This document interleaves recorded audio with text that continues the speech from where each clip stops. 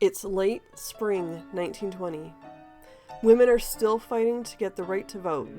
That'll come in a few short months from now, in August.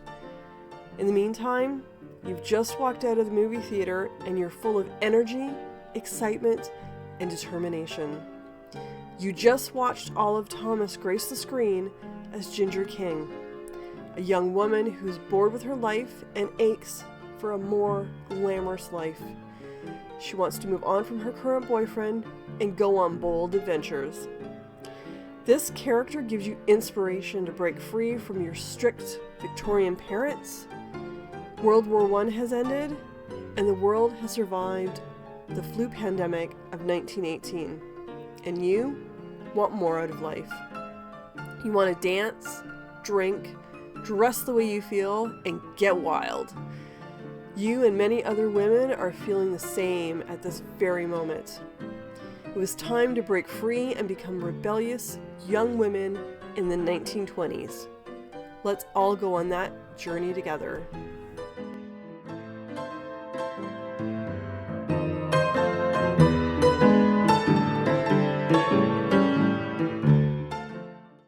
Hello and welcome to Killer Kitsch Lizzie, my weird little world where I like to knit and sew and do other crafty things.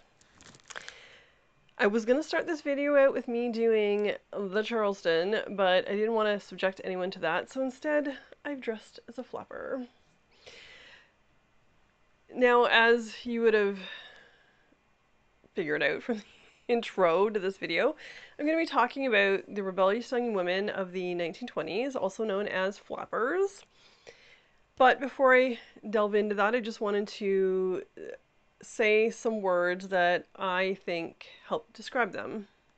And I will be referring to my notes throughout this video because I want to make sure that I give you all of the information, and sometimes I do go off on journeys. This will help keep me on track a little bit. Defiant, rebellious, adventurous, independent. The 1920s were a time of change, extravagance, frivolous spending, and rebellious young women. Women who were pushing hard, very hard, back against society. In August of 1920, in the United States, women will win the right to vote. In Canada, it is May 24th, 1918, and prior to that, starting in 1916, it went province to province for provincial elections, and in 1918 as well. The UK also won the right to vote. I highly recommend that you learn about the suffrage movement from the UK, the US, and Canada, and also check out other countries too, because it is a very important part of our time, part of our history, and a lot of it is relevant to today. I'm not going to get into politics here. I just do yourself a favor. Go learn about it. The world had survived a world war and the 1918 flu pandemic, very similar to what we've gone through in the last few years. It was a time to prosper, celebrate, and enjoy your lives. Many were taking advantage of newfound wealth and things like credit. This was opening everything up to the middle class, by the way. A lot of department stores were, giving people lines of credit, and people were overspending. They were going way over the credits. A little foreshadowing to the Great Depression, let's say. But let's back up a little bit. So not everyone knows what a flapper is or, where the origin came from. If you look up the origin of the word, it is a UK term for impetuous young women. There's other descriptors for it, but that is my favorite. Yep, my favorite. So flappers were carefree, rebellious, and pushing for change. During the war, they had been working what would traditionally have been men's jobs, because men were off fighting the war. There was also some women that were off fighting the war. It wasn't just men, but it was mostly men. And, they were on the verge of winning the right to vote, again, and thanks to the suffrage movement. So there were huge changes happening for women at that time. But even before that, backing up to their foremothers and the suffrage movement, these women were not just fighting for the right to vote, but for women's independence and rights. It was a long, hard fight, and they were not about to turn back from that. Working men's traditional jobs during World War I, women had become used to working and having their own money, wearing comfortable clothes. The restrictive corsets were thrown out the window, and there were also a lot of other freedoms that normally wouldn't have otherwise been allowed. And I know this sounds silly, but things like riding bicycles, driving cars, smoking, drinking, and partying. In many cases, these women wanted their independence to continue. They didn't want to get married. They didn't want to start families.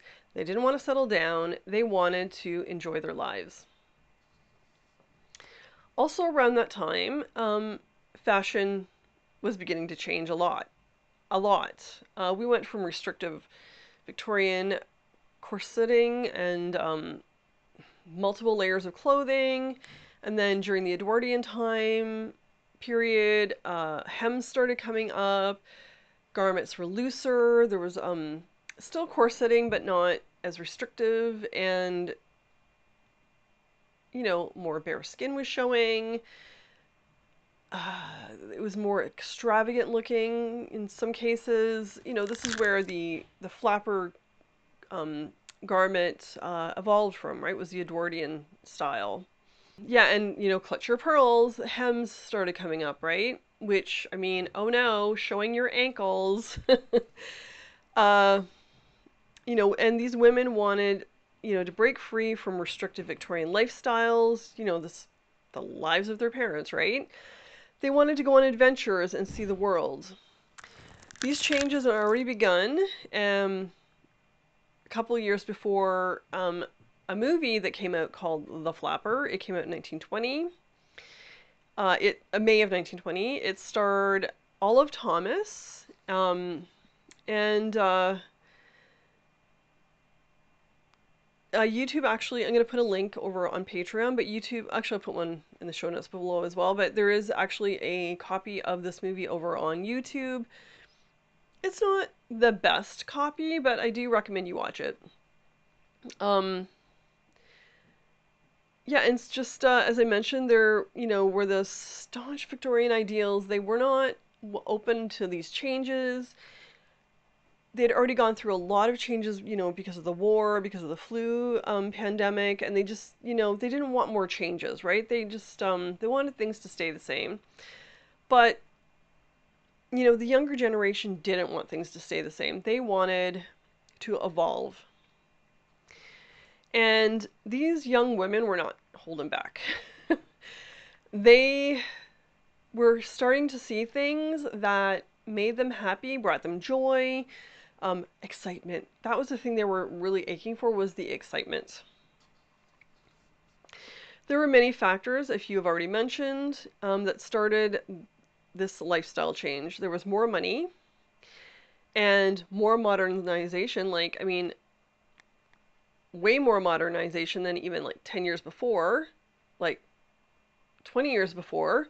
You had movie theaters were incredibly popular at this point.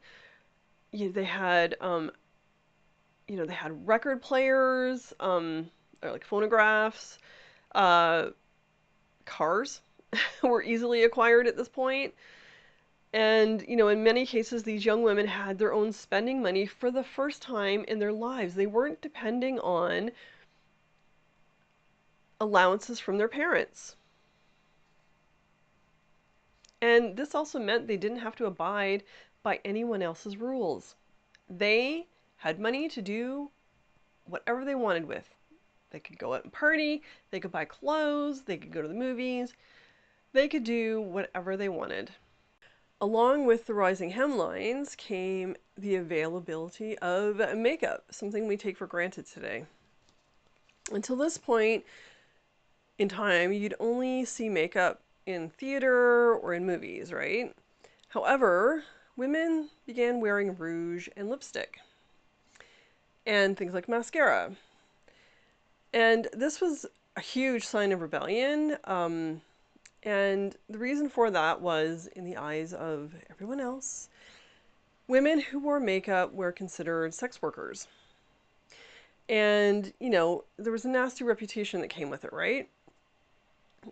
But these women didn't look at it that way. They actually associated makeup with glamour. You know, they're going to see the movies more often now. And for them, you know, what they were seeing on the movie screen, right? That was what they wanted. They wanted to have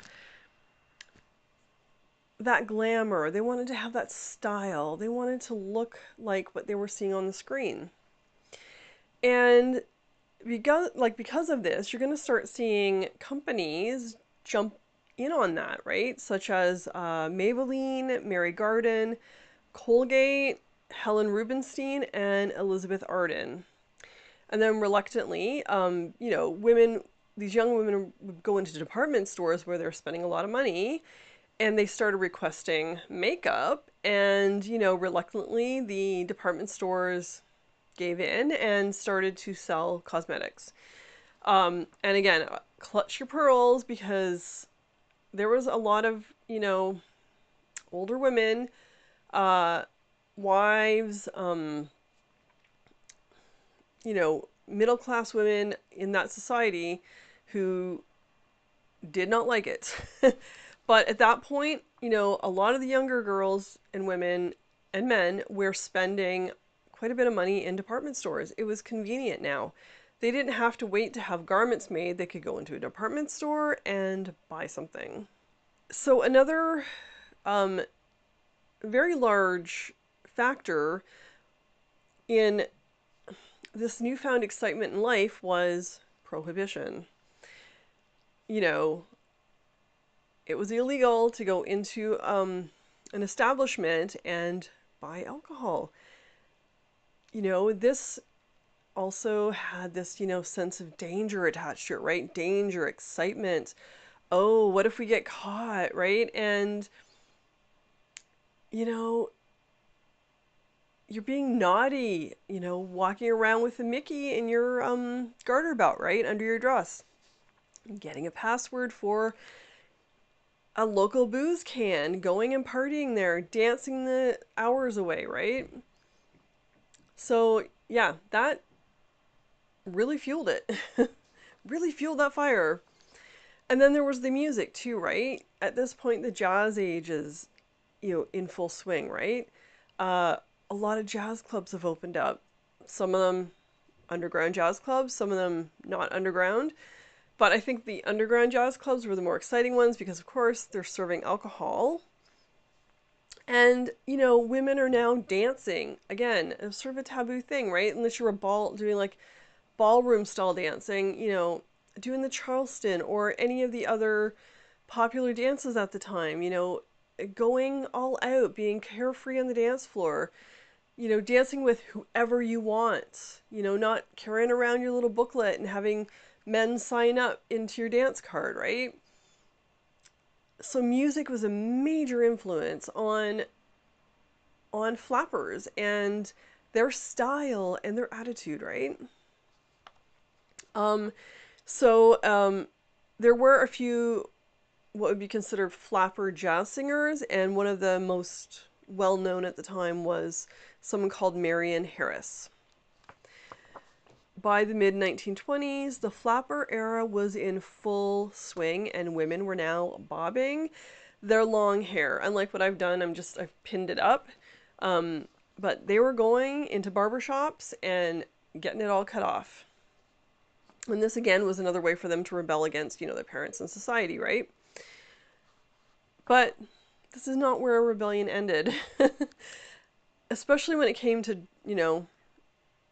how they were dressing.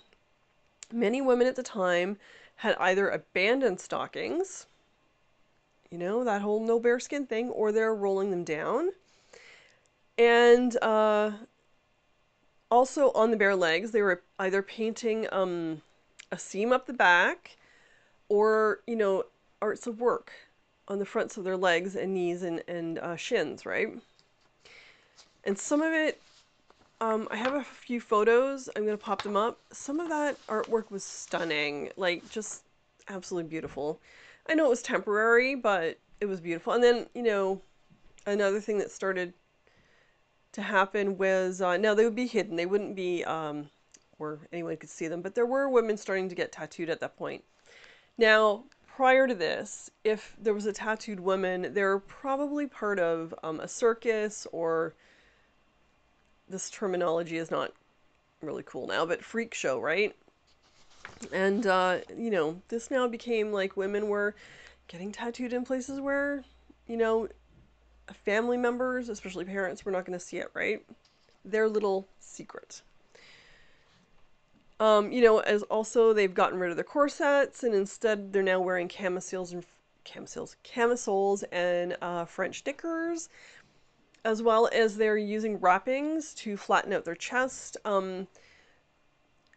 The garments at that point were very straight up and down, kind of androgynous looking, and, in order to achieve that look, they would flatten out their chest. Also, women were publicly wearing trousers, vests and ties, men's hats, like a lot more men's attire became very fashionable for women. Yeah, so at this point they were doing whatever they could to break tradition, do things that were taboo. They were really bursting out of their cocoons at this point.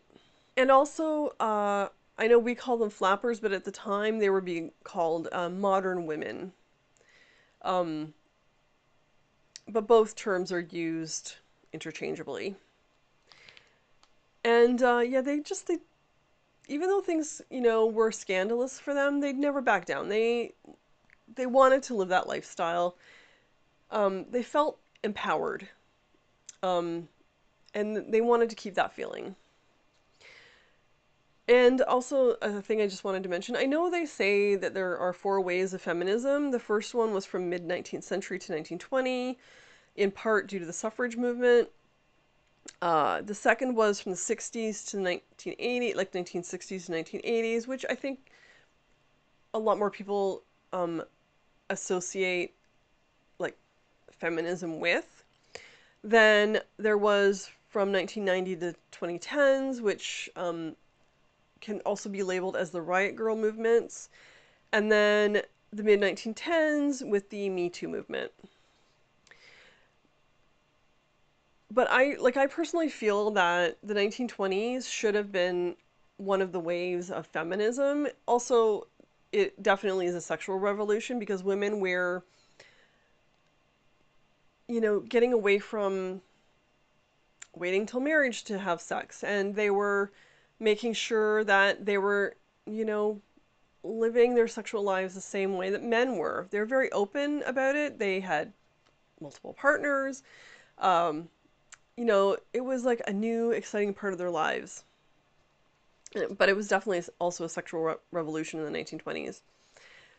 And women were making sure that they had control of their bodies, their lives, their careers, and whether or not they got married. And also, women were definitely looking, I mentioned this, definitely looking towards the movie screens.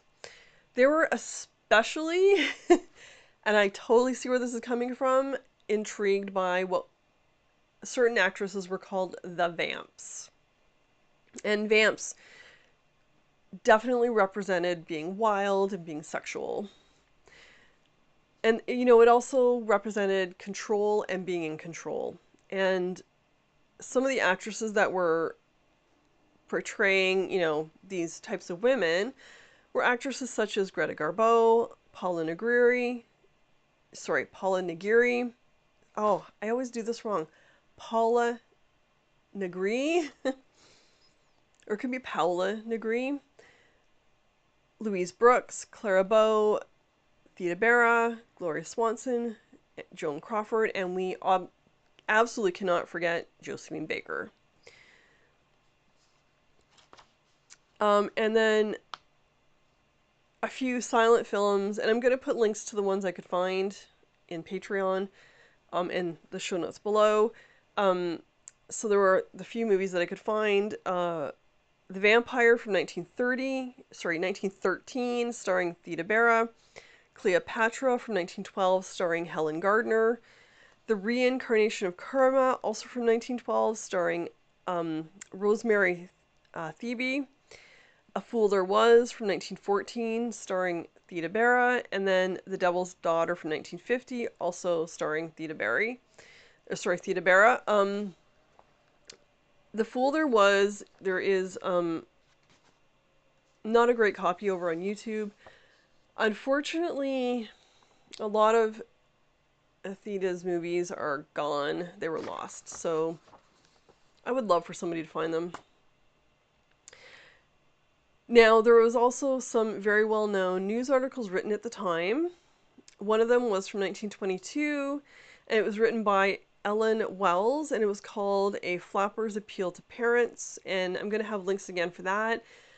I highly recommend that you read it. It is about how they feel about how their parents are treating them and how that society is looking upon them. Also, highly recommend read all of F. Scott Fitzgerald's work. A lot of people will refer to The Great Gatsby, a great novel, and the 1970s Robert Redford version is my favorite. But it's not just about that over-the-top glamour. You know, there were a lot of women who were flappers who also didn't have money, but were still enjoying the lifestyle. And one of the short stories that he wrote, and probably my favorite, that's more of a everyday woman, you know, delving into being a flapper. It's called Bernice Gets a Bob. Yeah, and if you read that, you're going to get a really good grasp on what women were going through and how their lives were changing at that time.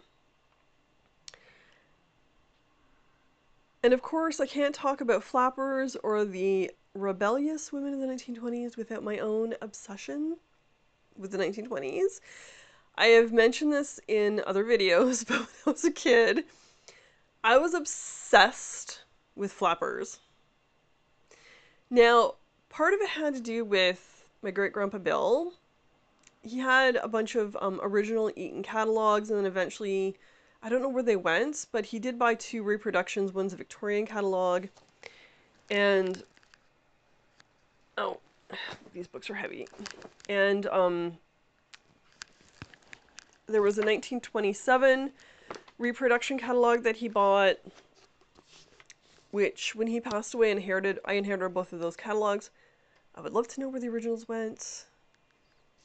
But I would sit, and you could see how worn out this catalog is. I've taken good care of it since I've gotten it. This is not due to me, like, now.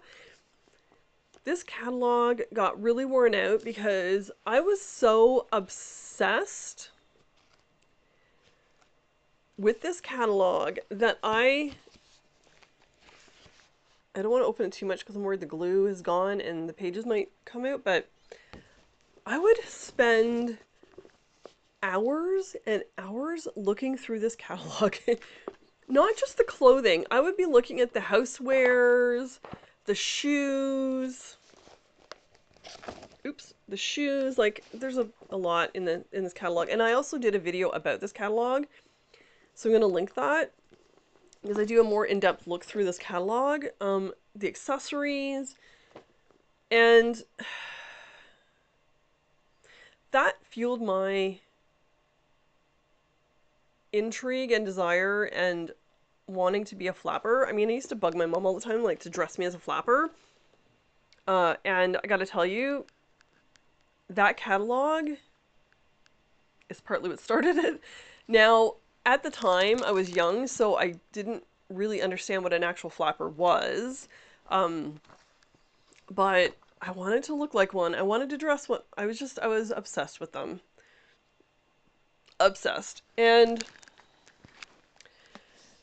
I got this. I now have all three of these books. This is the 1920s fashion, the definitive source book. There's so much in here that makes me happy. You know, and these books are about the clothing, and they cover everything from like everyday garments, like coats, hats, accessories, you name it. Like everything's covered in here. Everything. And there's regular people and actresses in here. I've been through this a few times already. I picked out a few things I want to make. If you want to see a full tutorial, or not tutorial, full video of me going through, I think my hair is falling out. If you want to see a full video on that, let me know. And also, you know, in my teen years and as an adult, I have dressed as a flapper for Halloween. And I do have some photos. One year, my husband and I went as silent film stars, and I'm going to pop up a couple photos that my husband took of me. But yeah, I was obsessed. Still am. I still love that era. I love silent film. We have a silent film festival coming up in Toronto in April. I think it's April. It got moved at one point due to the pandemic, but I think it's back in April again. And regularly, every month, we go to Silent Review, and now the Silent Film Festival is showing regular silent movies as well, so we're going to both. I can't get enough. Ugh. And live music to go with most of it. Makes me so happy. But alas,